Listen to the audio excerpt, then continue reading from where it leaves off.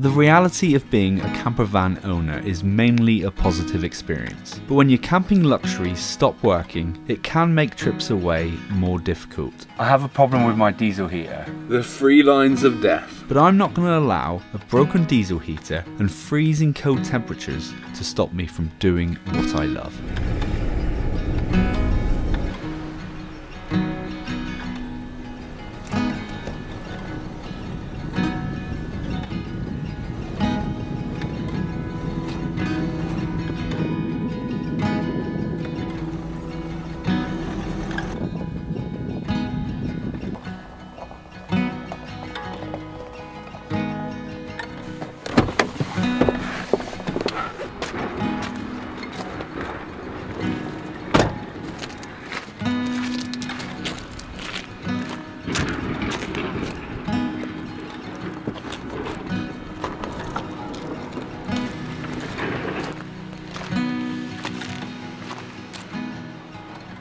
This is just what I needed.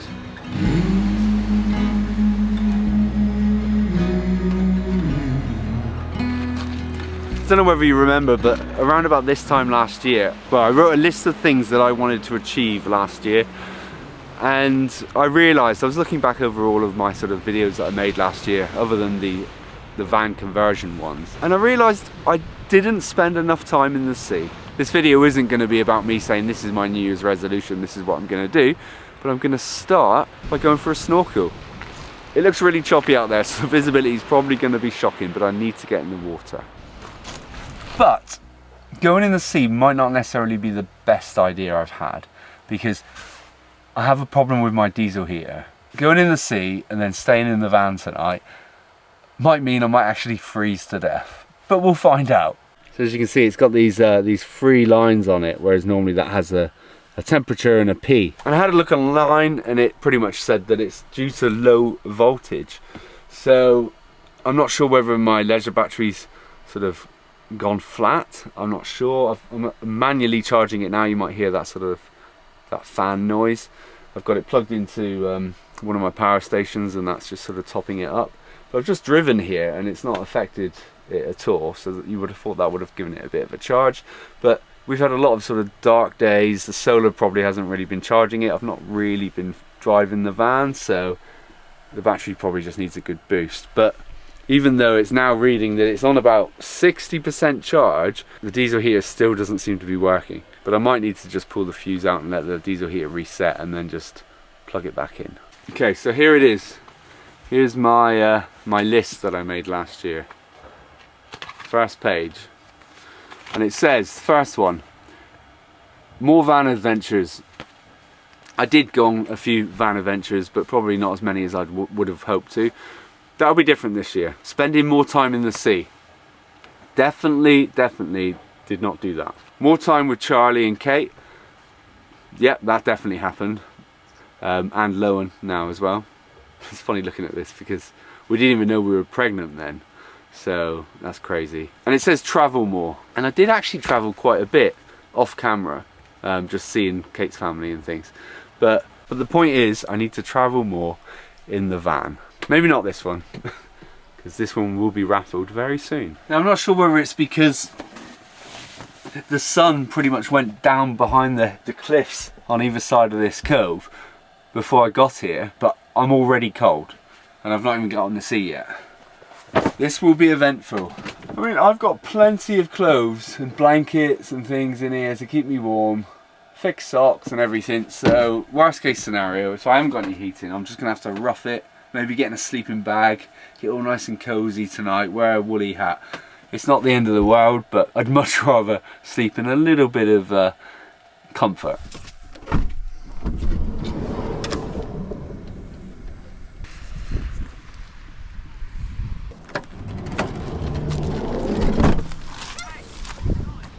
I know that this hood that I wear when I go in the sea this time of year is a surfing hood because it's got a peak on it, but it's quite thick, so I like to wear it. But it's not ideal for sort of sealing the mask, your snorkel mask, against your face. Looking at this water out here, I don't think I'm going to be able to see anything. It's very sort of choppy, which means that all the sediment from the bottom of the seabed's going to be making the water all murky. So this might just end up being a swim. I'm pretty sure every time that I've come to this beach it's been like this. Don't know why I bother.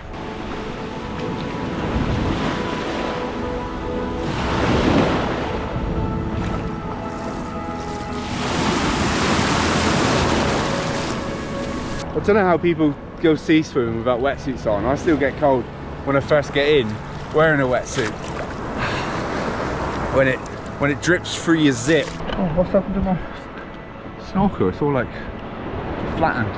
If you're watching this at home thinking that looks freezing, oh it is, and I must be mad.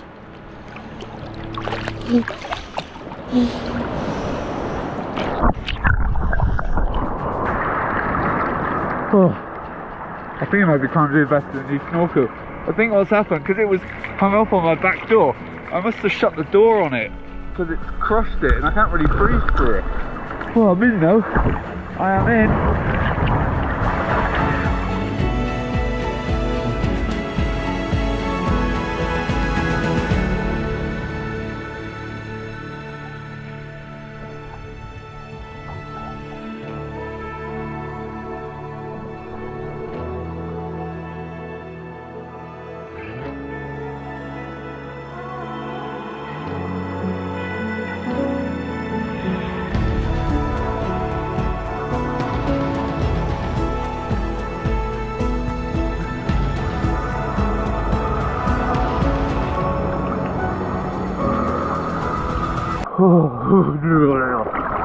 It's so cold. I mean, visibility wise, I mean, you can look for yourself. It's quite murky under there. I mean, I can't really snorkel anyway because this feels like I'm having an asthma attack breathing through this.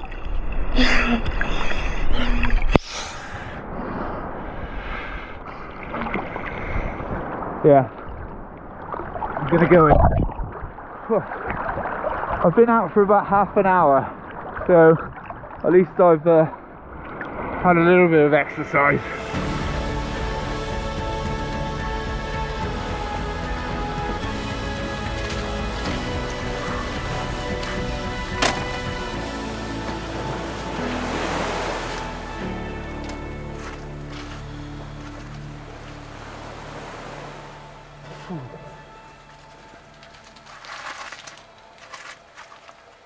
You could probably say, what was the point in that?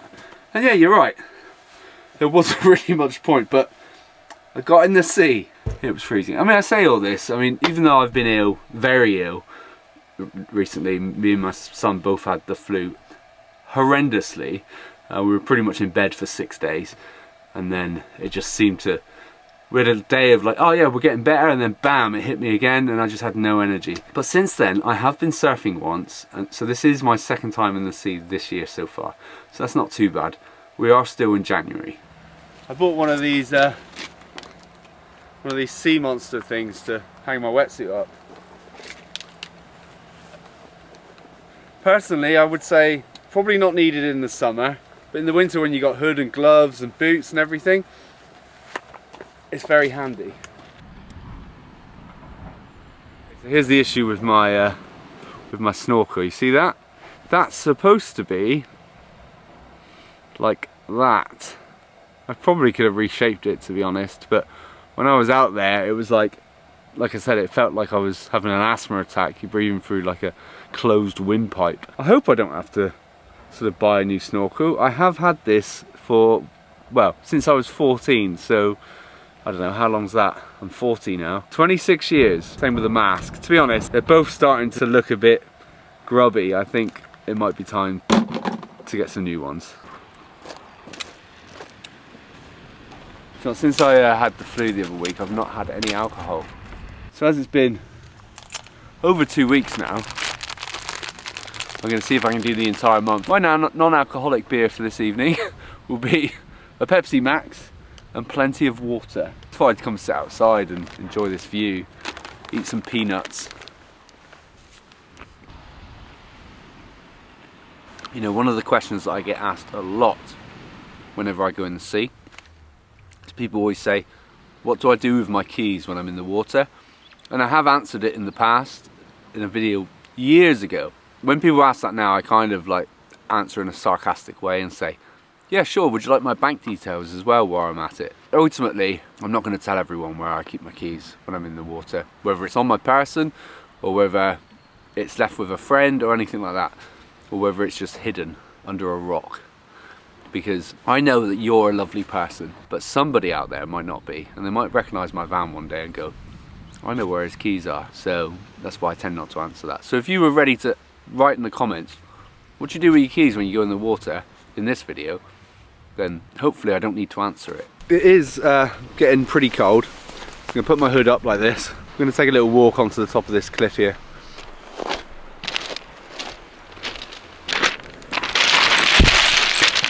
Jesus. Nearly stacked it.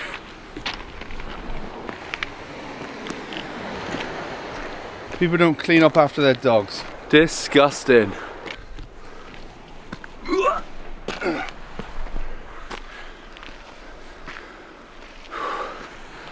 So, last time I stayed here, I climbed up here. One, because it's a beautiful view. I wasn't in the big van then. But I climbed up here just so that I could give my wife a call. Because unfortunately, as beautiful as this place is, there's no phone signal down there and there's pretty much no internet signal.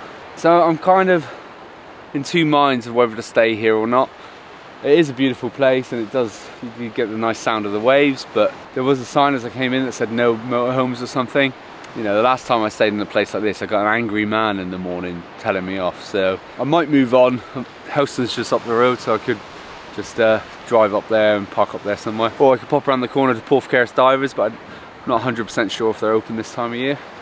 I've been in two minds recently about van sizes. I love my Transit. Like, it's comfortable, it's got everything in it that I need. I can pretty much just jump in it and most of the time it's ready to go.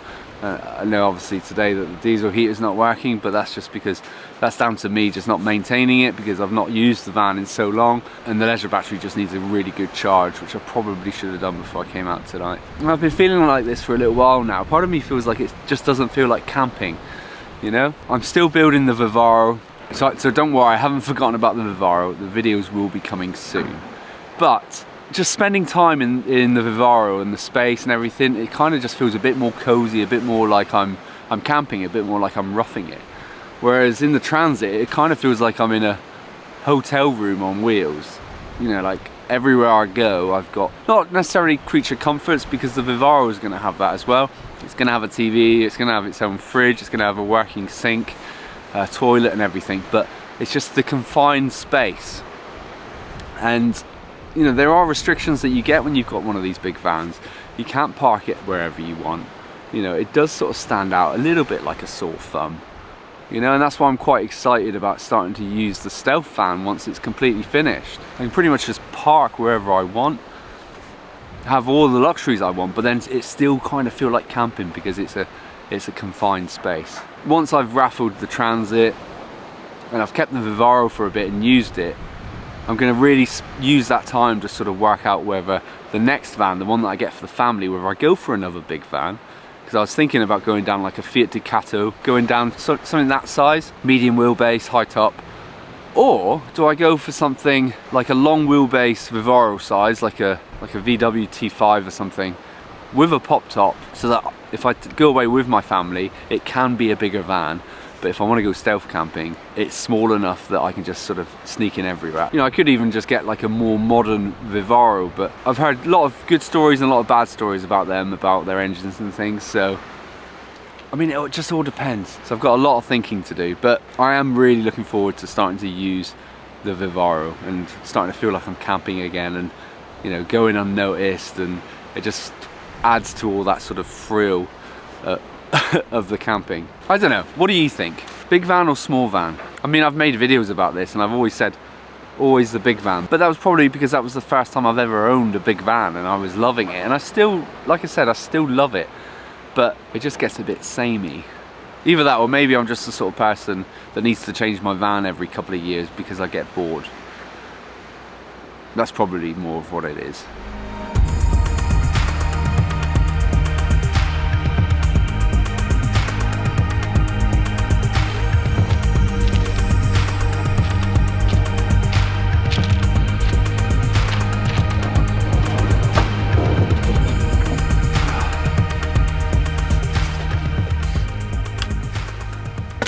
Home sweet home. And now it's time for me to talk to you about today's video sponsor, Y-Food. And I've actually been drinking Y-Food now for about 4 months. Has it been that long? It's been quite a while anyway. And before Y-Food ever came into my life, I never really used to eat breakfast. And I've been doing a lot of DIY recently, building camper vans and everything. And when I'm in the flow of working, I tend to not want to break up that flow. So what I normally do is I don't have any lunch, but that's not an issue when you've got Y-Food. In all the vans that I used to build in the past before Y-Food reached out to me, I would literally just work right through, and then it would get to like 5 o'clock in the evening and my wife would say, Sean, you've not had any lunch today. So I'd end up not actually eating anything until my evening meal. Whereas with Y-Food, I can open one of these when I get hungry and it fills that gap. And if you're new to complete nutritional products like Y-Food, each 500 milliliter bottle contains 34 grams of protein, 26 vitamins and minerals, and no added sugar. And one of the benefits if you do go for one of their taster packs, it comes with 5 different flavors, so you can actually taste them all, choose which ones are your favorites before you then buy more of that one flavor, or multiple flavors depending on how many of them you like. I'm always torn between the happy banana and the fresh berry. Both of these are fantastic, but I've also really been enjoying the cold brew coffee recently as well. These bottles do not need to be refrigerated. They do have a 12-month lifespan, even if they're kept in a cupboard. And even though they don't need to be refrigerated, they do taste even better when chilled. Today, we're gonna be trying the fresh berry. Do you know, I don't actually normally drink it out of a glass. I normally just drink it straight out of the bottle, but I thought I'd be a bit civilized for this one. Fresh berry. Oh, definitely one of my favourites. So if you want to get your hands on your very own taster pack, there's normally 5 in there, but I've just drank one. Check out my link in the description and my discount code lovesundays-YouTube and you will get 10% off. Thank you again to Y-Food for sponsoring today's video. Right, so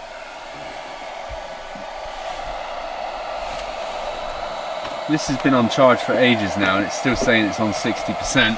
I did take the fuse out of the diesel heater, so I'm going to put that back in and see if we still got the 3 lines of death. Yes, the 3 lines of death. I really don't know what to do. I mean, it's got to be something to do with the fact that the leisure battery is just not charging properly or something, I don't know. But I've had this diesel heater running when the battery's pretty much run out.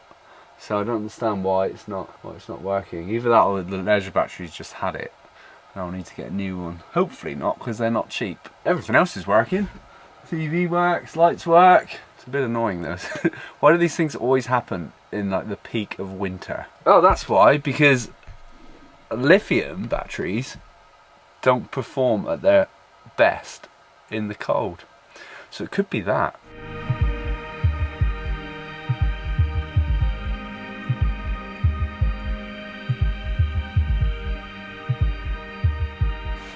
Right, so it's been charging for about another hour. We're still on 60%, so maybe it's the charger that's not working. I don't know. But I'm going to unplug it now because it's not made a difference to my diesel heater. And to be honest, I don't really want to run down my power station completely because at least if I do get cold, I do have a, I think, oh, I might not actually. I did have an electric heater in here, but I think I took it out and put it in the shed. Anyway. I'm going to freeze tonight. I've got a hot water bowl, I've got layers, I can wrap up, I can put a woolly hat on. It's not the end of the world, but it's not ideal when you've got a diesel heater. But do you remember when I was at the top of that headland just now and I was saying that being in this van, it's kind of too easy? Well, when things like this happen, it's not easy at all. Now, I was originally going to eat here, but I'm actually going to move now. So I've decided I'm not going to stay here tonight, I'm not going to eat here, I'm just going to move on into Helston somewhere. And the reason is just because I want to get the engine running and warm the van up a little bit, because I still feel freezing from being in the sea. And then from there I can drive around while it's still fairly daylight and find somewhere to stay.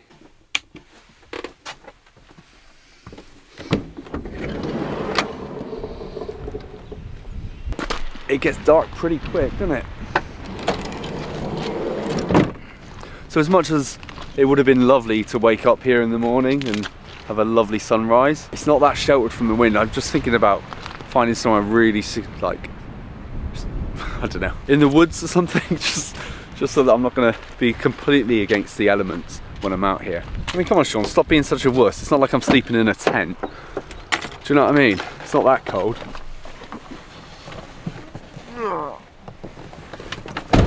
Right, let's find somewhere to stay.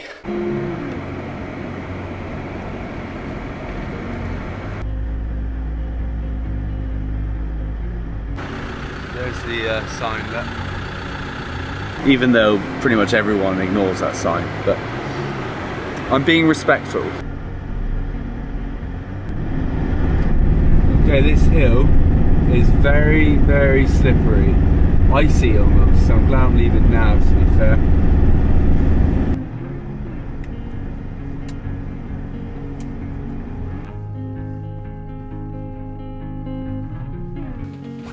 Right, to save being like detected, you know, I've got this big bright light shining, I'm going to climb in to the back from the front. There we go. Draw the curtains.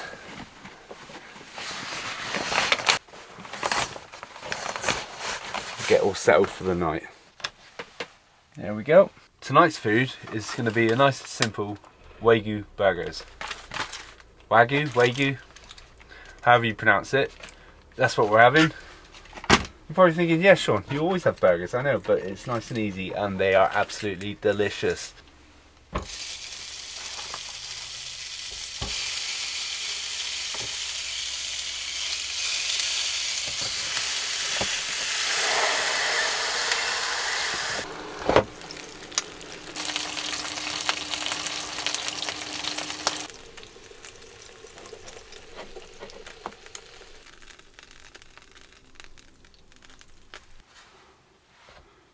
Oh yeah. So I thought I'd be healthy and only have one bun, which means unfortunately I've got half a pound of beef in this one burger. Oh, it's good though. I think I overdid it with the meat. That was a little bit intense.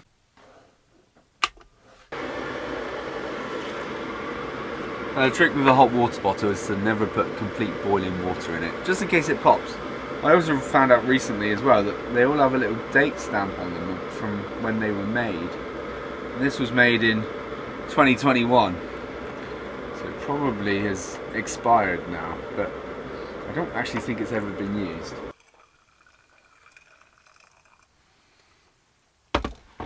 Okay, so I'm in bed.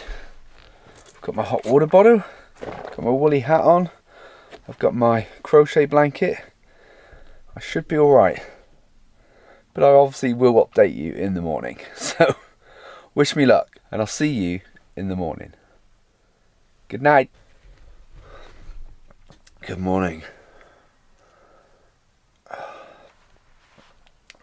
So I did actually check the temperature in the middle of the night. It did get down to like -1, so it was a little bit cold, but I stayed fairly toasty, but I think my saving grace was this. This still actually feels quite warm, but it's not warm, but it's not cold. So that pretty much heated up the bed so well. I think I'm going to get up and hit the road.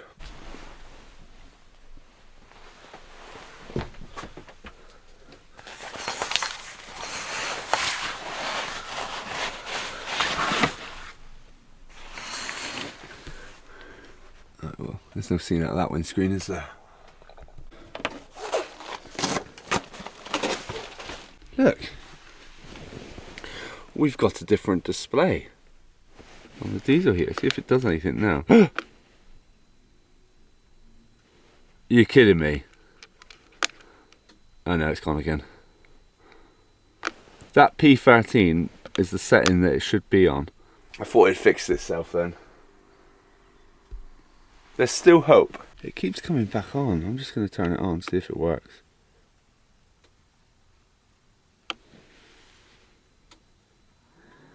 Huh. I know. It's gone back into the 3 lines again. So there's got to be a reason. I know it's coming back onto... It's going to try and fire up. I don't know what's going on with it. I'm just going to take the fuse out because it's just doing all kinds of stuff at the minute. I don't want it sort of firing up and then cutting out, because they're supposed to have like a cool down and everything, so.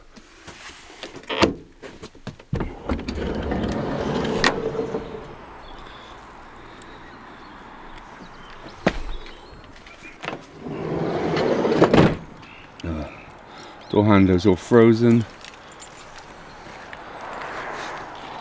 Windscreen's all frozen. I know for a fact that that van stayed here last night. And I know that because when I pulled up, they were sat in the back and they had like the lights on and things, and now they've got their cover up on the windscreen, so.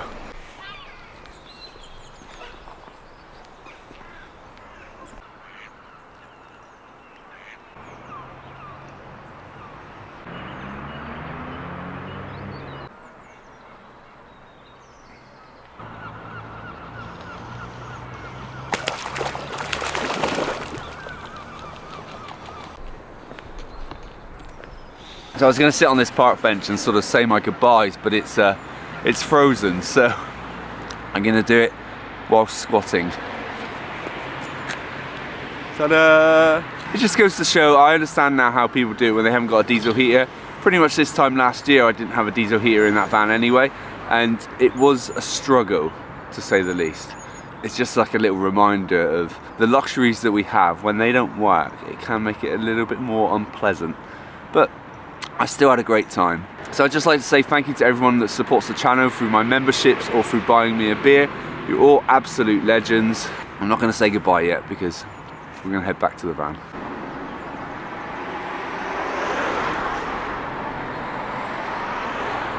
So it says about a penalty charge notice, but nobody's policing it, are they? I mean, that's still really baffled me about the diesel heater, because if it is a low voltage problem, then surely the volts are lower today than they were yesterday, because I've been using the battery, I've been using the lights and the fridge and everything. Very strange.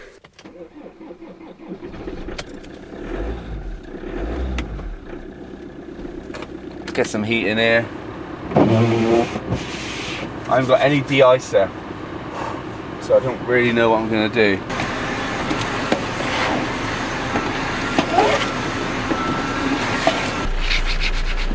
Does that work? Probably not. Does this work? That works better.